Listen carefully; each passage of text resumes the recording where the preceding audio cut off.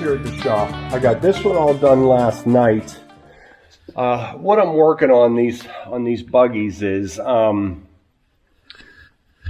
tracks. Whenever you adjust them, you have to loosen this lock nut, tighten it up right here, and it's a real nice system. Only this push rod goes through this cylinder and it gets all rusty and corroded shut. There's no grease fitting on that. So what I did yesterday, I took the track off and I had to heat that up and get this front mechanism all the way out, and I coated it all with anti-seize. Let me see if you can see it on the other side a little bit better. See how I got it all coated inside there. Now, as we need to tighten the tracks up, this will move. If we spin a track off on the job site, now I can easily retract this front roller and put it back on or replace whatever is needed.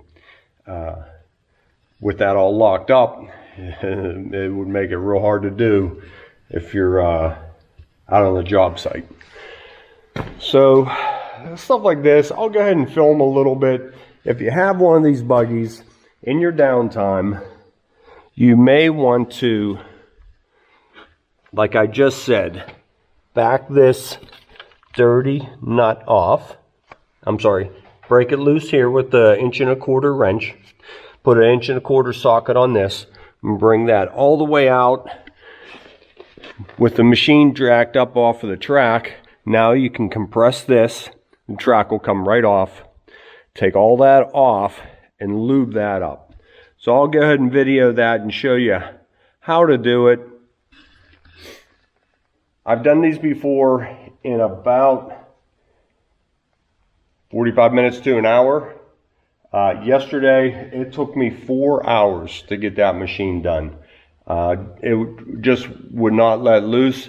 I had my torches heating it all up, and I'd get it to move about a ½ inch, heat it back up, move it. Meanwhile, the track's catching on fire with the torches. So I did, yeah, I'm exaggerating. It wasn't catching on fire, but you just had to be careful. Okay, let's get started.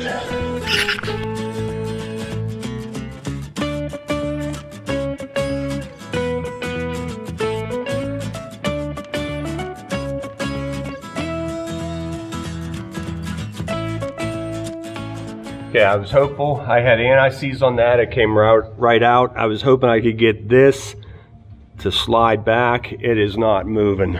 A block on the track. Not getting anything.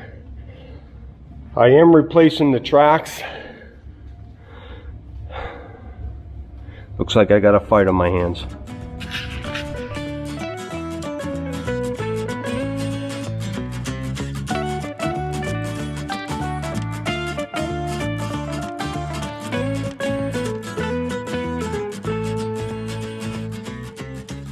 Okay, I got it all cleaned out. Nothing's moving. Hitting the roller, which I don't really want to do that much. I just seeing if I can get something to jar loose. And then I have a nice piece of ½ inch steel hitting this angle. May have moved ever so slightly, but I'm going to have to put heat to it. I saw this on YouTube the other night. It popped up. Take a crayon. Heat this all up in here and melt the crayon between the two. It seemed to work good on the video. Let's try it. And whoever was doing the video, I don't remember the guy's name, said if you spray that with WD-40 and heat it up, now all that catches on fire, which is true. So let's see if this works. I'll get some heat going and melt a crayon in there. Today's video is a little different. What's going on with this? Something else to fix. Okay, so I think I'm all set. No gas cans around me.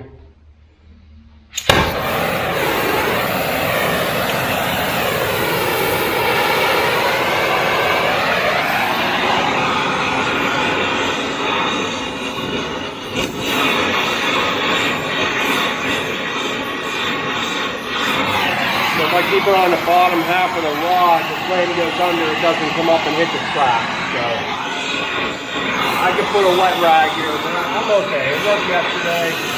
It'll work today. I thought that might melt and run in there a lot quicker.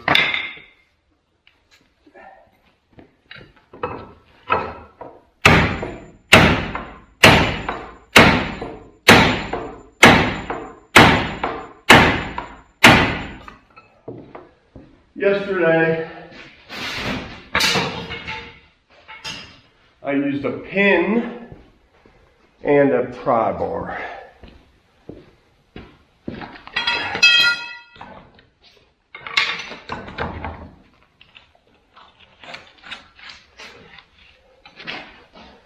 So, all this, well, the tracks aren't that heavy. If this was a bigger track, I'd let the machine down a little bit. Let's see what happens.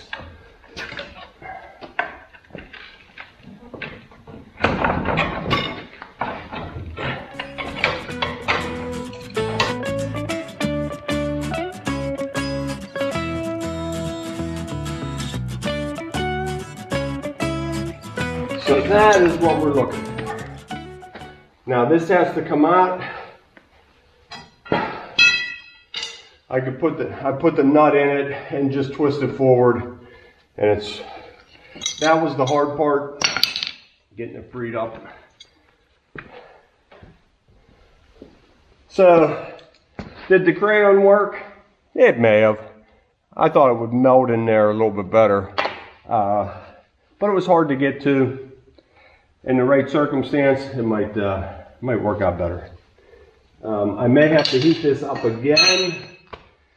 Let's see. Now, just put the push rod back in.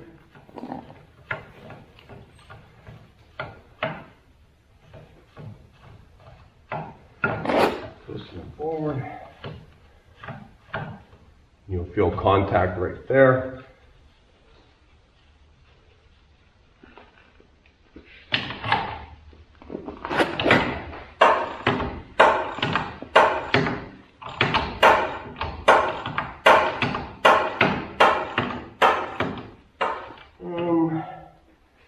If my impact would fit in there, it might. Right here, while I left it.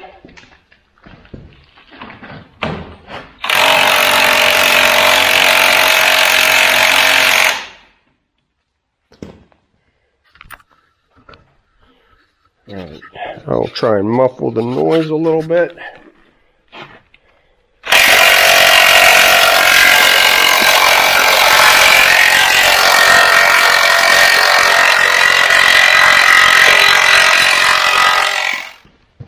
I'll try and video this thing the whole way through.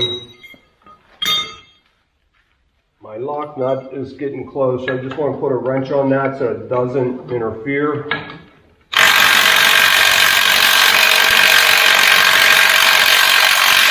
It was a bit much for the 1/2-inch dewalt, so I went to my air impact 3/4 inch.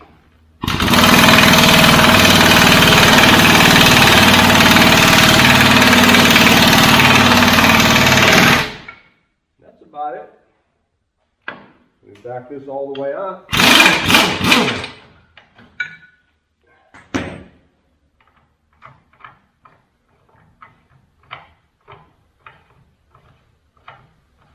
Okay.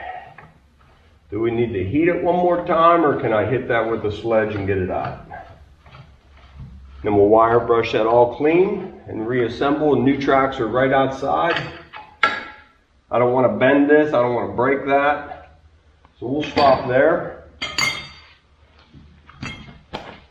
Let me find a good place for impact. Right at the base, I like that. Let's try that right there.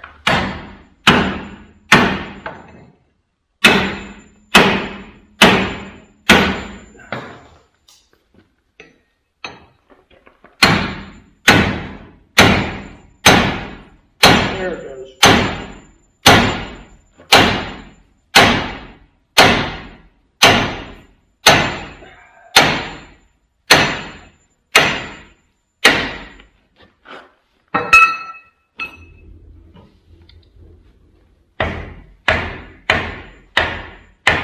Amazing what you can do with a 20-pound sledge.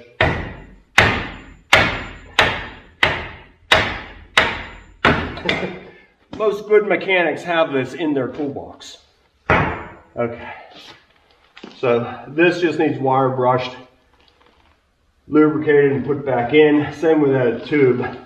Now I was debating drilling and putting a grease fitting on that. I don't want to interfere with the grease fitting hitting that. Let me see something. I am looking at the thickness of the wall and the depth of my grease fitting thread. So that would be close. If I put it right here on the side, I can easily get to it. And everybody watching knew I was going to drop that. Let's try it on this one. I'm going to go ahead, punch a little hole right there. What could go wrong? Okay, now I like this area right up here. I'll be able to get my hand in there with a grease gun nozzle and get grease in around that cylinder.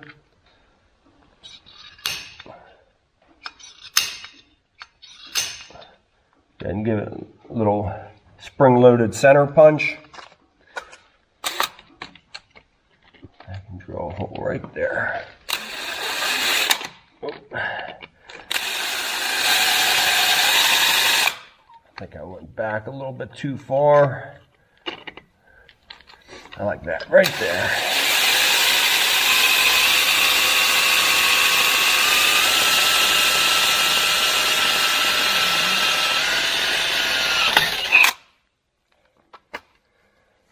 Now these are just push-in grease zerks.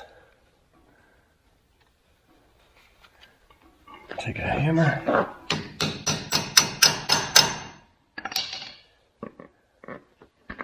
Okay.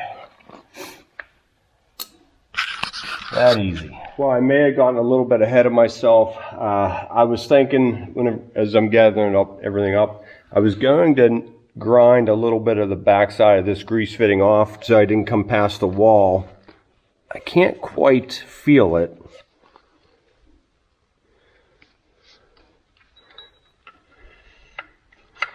Yeah, that's just touching it. When it's just a little bump, if this doesn't go past it smoothly,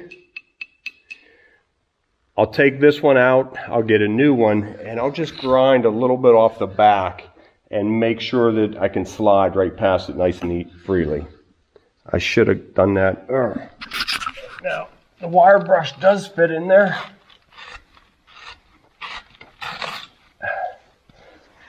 This one's a little bit more flexible.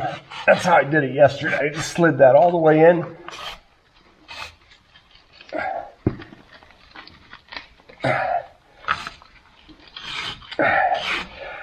Rotated it a couple of times.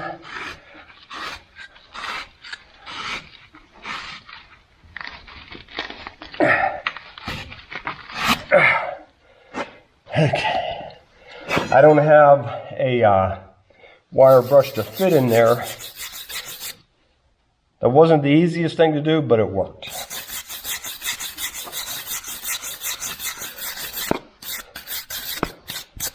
I'm going to take this up on the belt sander and clean this up.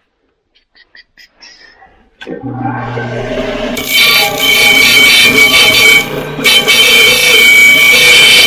I do anything, let's just see.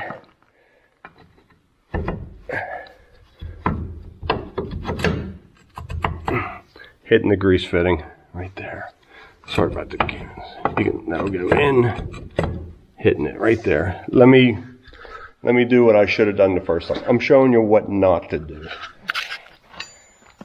I need knee pads on. This is the long pair of pliers.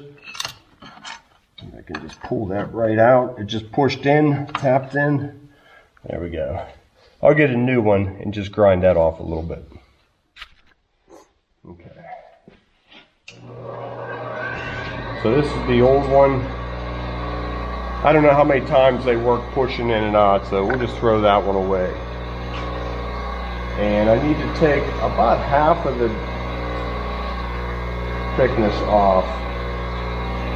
Because I kind of want that recessed into the metal housing, not flush would be okay, but back a little bit I think would be better. Right here.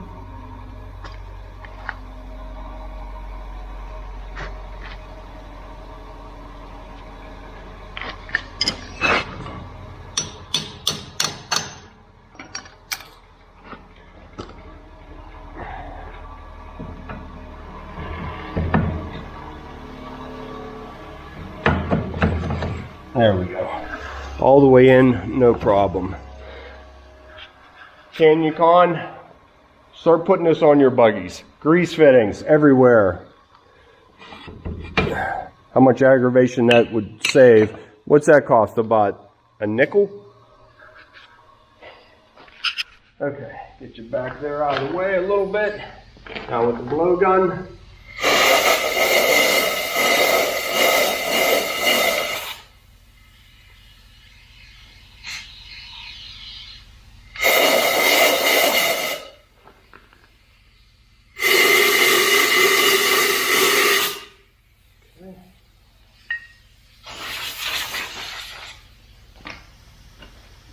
Now that's going to go in nice and easy now. I like anti-seize. You could grease this up. Now that it's a maintenance thing and you can put a shot of grease in there weekly, daily. I'd say weekly. There was never any grease there before, so weekly is better than how it was. So, put a nice coat of anti-seize on this whole area.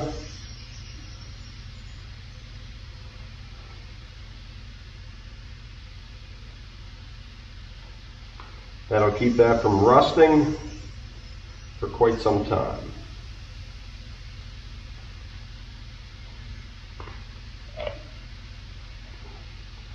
Get some in there as far as it'll reach.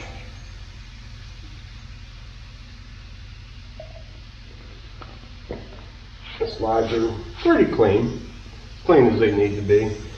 Now, with no heat, no hammering it, that's how it should slide all the time. Okay. Yesterday, I was 2 hours into this.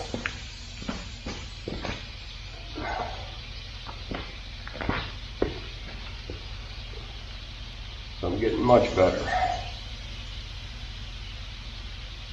This one wasn't too bad. The one yesterday was just really golded in there. Again, these are going to have to come out on the job site someday. We know it. So we want these threads to be able to turn. I think I even have 1¼ inch socket wrench in my truck in the toolbox just for this. We never go to a job without 2 buggies. We always have 2 buggies. If the track would come off one, we can just leave it and deal with it after the pour, or during prep, then I can get on it and have it fixed and ready for the pour with 2 buggies.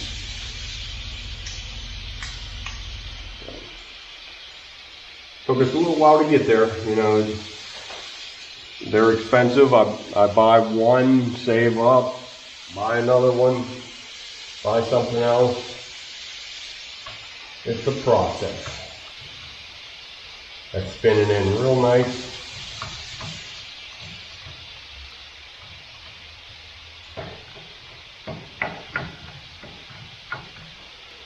While we're here, let's see how that grease fitting is going to work. That was bothering me.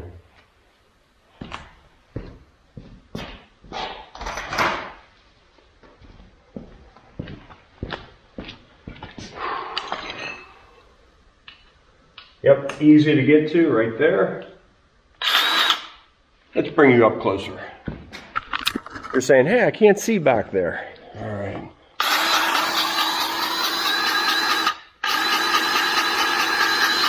I might even start putting up. It's coming out already.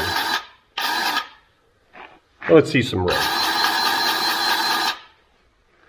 Okay, so we know it's working. I like that. I think that was 15 minutes well spent. Let's get this new track on and get it back together.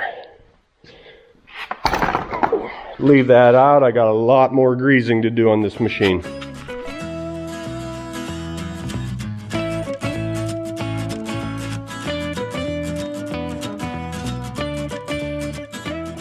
This is one of those things with two people would go a lot easier. That's how you do it by yourself. As you notice, I got it almost on. It just kept working, looking at the pinch points wherever it was binding up, and then I let the weight of the machine down. That way you're not losing track with the slop underneath. Everything's nice and tight with the rollers. Now all the play is up here in the front. Once I got it around that sprocket with the track on, and take the weight off of it. Here's how you adjust it. You want these cogs right even with the bottoms of these rollers. The center rollers. So just a little bit of play. If you have them too tight, it'll wear out the unit quicker.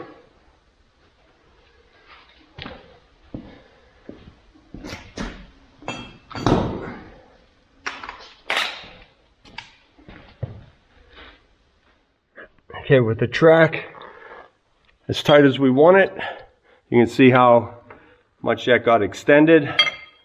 About, I'd say 2 inches from the time putting the track on. Now these are all rubber coated steel grommets. So as this wears, that track's going to loosen up quickly. I don't want to just put it on there a little tighter, so we'll just keep an eye on that. And we'll use it one time and then maybe check it and tighten it up again. So this is the lock nut I was telling you about. Just snug that up so that everything stays nice and tight right where you want it. I'm trying not to touch it and get covered with anti-seize and then touch the camera. Just in there messing around. Grease gun hooked back up. That way I'll coat this adjuster rod with grease as well as the slip rod. Everything gets filled with grease. You can see it coming out.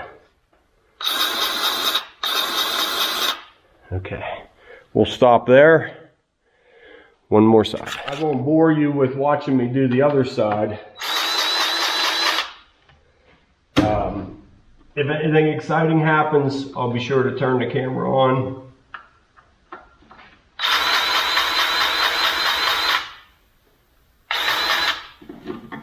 And show you about it.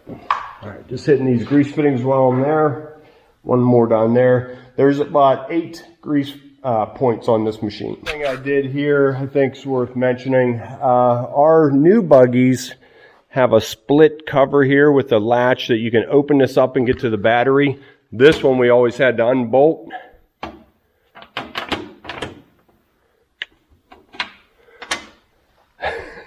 It's homemade. But now in the morning, if we need to, we can get jumper cables right there. So I just put some primer on that. I'm gonna go ahead, I got some orange paint. We'll go ahead and touch that up. I was thinking of welding the hinge on the inside. It was just easier to do it like that. The big thing is I wanted access to that battery. So I did that one, and then I did that one over there. So we did those last night, and trying to make these Buggies that the guys want to use them a little bit more. They always just sit there. And hard to start, can't get jumper cables on them, unbolt them. Tracks are sloppy. Now we'll use them. And that's important because we don't want to just put a ton of hours on our new Buggies. We want to divide it up, and that way we can get by with maintenance once a year on all the equipment, not using the new Buggies 100% in midsummer, okay, they need an oil change. So that's why I'm doing what I'm doing.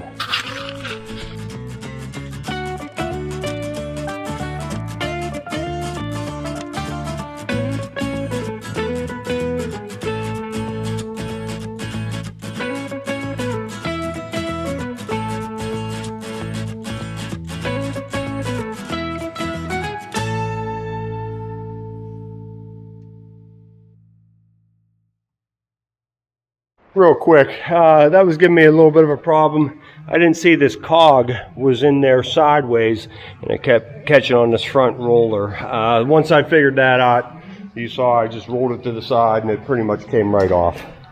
Just wanted to touch on that. Keep pushing forward.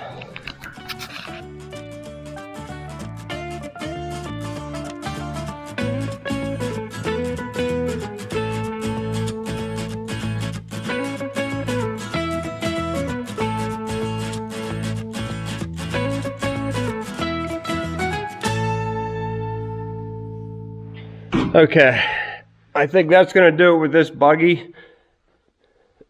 Had to take these off, grease, and then put the caps back on. I have new caps coming that I don't have to do that anymore. The new modern caps. New hydraulic filters. I did not replace them last year. I don't even know how much these things are. I don't remember, but I think they're like $100 or over $100 a filter. Maybe even keep going. I think that's why I didn't buy them last year. I was just hoping to find them cheaper and I could not. So time to replace those on all the buggies. I never filmed, doing this undercarriage. That's why I wanted to make sure I got some of that on a video for you. They're a bugger to get on, you just have to stay at it, and you got to find that spot where the pry bar gets it over that one tooth, and just wiggle, twist, shake, and they go on. Make sure that roller is fully compressed back. Put the weight of the machine on the track once you get it in place. That way all the slop will be up top coming over the nose of that undercarriage. Okay, still a little bit of cleanup, and these guys are out of here. I'm going to go ahead and paint my doors. I got my orange here. Not an exact match, but pretty close.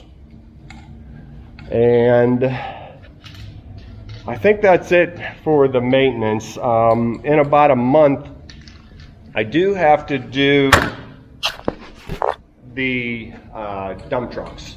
Now, in here with all the woodworking we have going on, those I'm just going to do outside. Oil changes. I think on the 99 I have to do brakes, and on both of them I have air leaks. So I need to go over it, and then we'll talk about that and do a little bit. As far as doing a video on heavy truck repair, I don't think I want to touch that. We'll leave that for the pros, but I'll show you what I'm doing. So see you tomorrow in that garage. Okay, before I sign off for today, there's a little trap door I made. Paint's still a little bit wet. Right in the spot where we can get the jumper cables in. So I see a lot of concrete guys in my area now own these buggies. I strongly recommend drilling and put a grease fitting right here. A 3/16 drill bit, a push-in or a tap-in bit, or a Zerk. You can grind it down a little bit. Right there on this one. You can see the NICs from last year working its way out. I just pumped some fresh grease in there. So now I know if there's an issue on the job site or here, how much easier that's all going to come apart and switch that track out. So it's that simple. You can get a drill right here.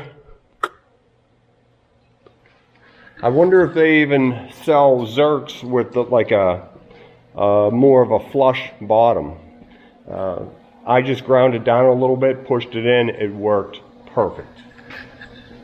So you may want to consider that before you have an issue. Just giving these a quick charge, taking them down back. They'll probably sit 2 or 3 months before we use them. So just give them a good charge, and then hopefully we don't have to jump them. And non-ethanol fuel. I only put a little bit in it, so whenever we go to use them, fresh tank of gas, non-ethanol, right? I learned my lesson there. Hopefully it saves somebody a headache. Okay, see you tomorrow. This is it. Goodbye.